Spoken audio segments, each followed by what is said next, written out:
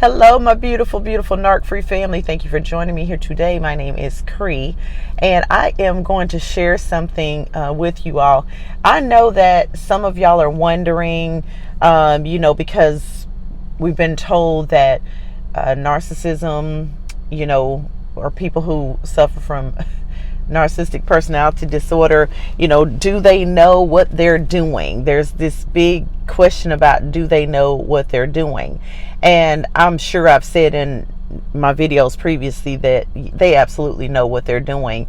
And the reason they know what they're doing is because those of you who have been with a covert narcissist, one of these narcissists that, in front of people, they act right. I don't know what that glare is on there, but in front of people, they act right and they do what they're supposed to do. But when no one is around, they're plotting and scheming and doing all of this. Okay, and stay till the end of this video, and I'm going to tell you where I'm getting this information from. But I'm about to read something to you because as we're trying to heal, I think it's important to understand that the person actually knew what they were doing to you, because if you don't understand that, you may be ill-informed and think, oh, this was an accident, oh, they didn't mean it, they didn't know what they were doing, they were traumatized, and so they traumatized me or whatever. However, I want to read this to you. Okay, almost all survivors go through a moment in recovery when they wonder if the abuser is dumb and doesn't know the pain they cause. They then flip and wonder if the abuser is aware and knows exactly what they do. Being able to answer the "are they dumb or are they aware" question is critical to a survivor's recovery. Psychological abusers know when and where to turn off their manipulative games. They know precisely how to push all the right emotional buttons to get the target's frustrated response that the abuser craves, which is part of what is it called, reactive abuse. Okay, because they do all these abusive things, and then when you pop off on them about it, then all of a sudden, oh, they didn't do anything. And they really like for you to react to the abuse because it makes them feel like they are all powerful and they are in control of your emotions. Okay, they know how to triangulate people and make themselves appear to be the victim. You tell me, does that sound like someone too dumb to know that their actions harm others? They know, is what the book says. And I'm going to read one more paragraph. When a survivor tries to talk to a psychological abuser about their negative behaviors, a favorite maneuver of toxic people is to simply not reply. They say nothing, complete silence. When a survivor asks why they didn't reply, the toxic person will spin the situation and say something like, "I'm not going to argue with you." Can you see what just happened? The survivor was blamed for causing drama or an argument, and the toxic person never addressed their behaviors. They will go to great lengths to never discuss their own actions. Psychologically abusive people know exactly the manipulation game they play, and they know it works. Why do you think they have no interest in changing their ways? They enjoy the power, control, entertainment, and the game playing. It leaves the abuser holding the puppet strings of those closest to them. So this is all the stuff I was thinking in my head, but she put it out here beautifully. Anyone who is interested in this, where I got this from, this book, look for the link below this video and you'll find it. It is Healing from Hidden Abuse by Shannon Thomas. And if you use that link that I'm going to leave, it supports this channel. I don't know her, but I feel like this book is really good, and some of y'all are wondering, and those of us who are far enough out, you will look back and you will start piecing it all together, everything that was happening. When you put all the pieces together, you will see that every time you were triangulated, or every argument, there was a reason for it. It was not that they didn't know. It was not that they had a bad day. It was that this is who they are, and through this is who they are, so this is what they do. It's not by accident that that you have all this chaos when you're with a narcissist. They actually need a certain level of chaos and dysfunction in order for them to feel comfortable. And unfortunately, you're left to pick up the pieces afterwards. But as we are trying to heal from the abuse, I think there is something to, I'm sorry, I don't know why.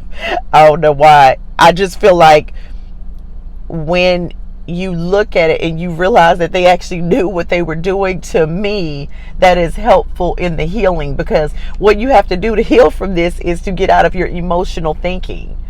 You're thinking with your heart instead of thinking with your head.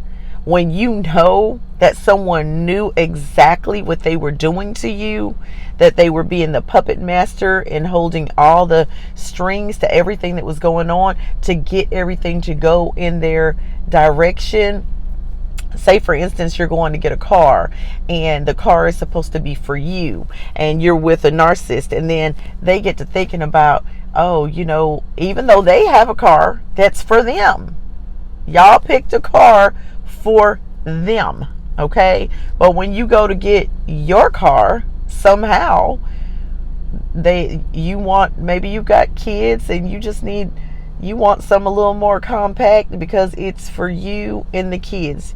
Most of the time, that's who will be in the car. Somehow they find a way to make that car also with all their preferences. So they end up with two cars that meet their preferences. So you didn't really end up with the car you wanted because they start ever so slightly. Oh, this one's got all these extra features on it. And, this one is bigger for when we're traveling and da-da-da-da. Next thing you know, you didn't even get what you wanted. That kind of stuff was all steering and gearing. It wasn't about you. It was about them getting their needs met, and it's always about that, okay? So when you look back and you start piecing it all together, and then you start looking at all the things that you did not get to do, places you did not get to go, things that did not go the way you had planned in your life, and then you start associating with this person over here and all of the things that happen.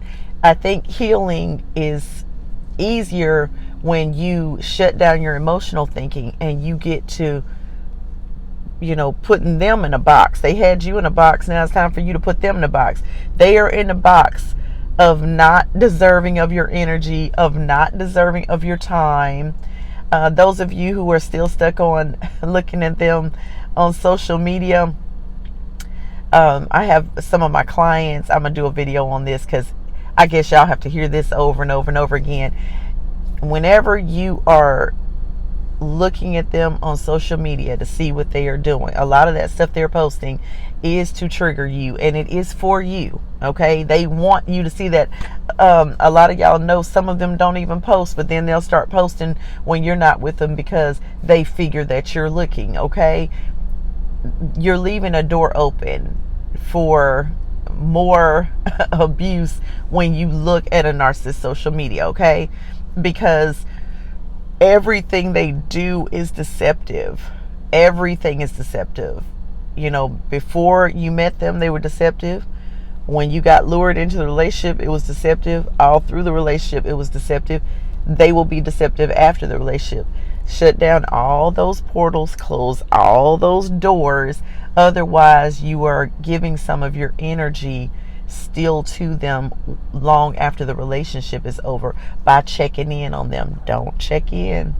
There's no need to check in. Whatever you are attending to, that's what you're giving your energy to. And if you don't want to give your energy to a narcissist who, as this book tells you, knows exactly what they were doing to you, then shut everything down, okay? I hope this has been beneficial to you all. If anyone is interested in coaching with me, look for my information down below. Anyone who's looking for this book, look for the information down below. Anyone who is interested in donating to the channel, if you feel led to donate to the channel, look down below. It says buy me a coffee. And if you haven't already subscribed and you'd like to, I'd love to have you. Thank you for joining me again today. I love y'all.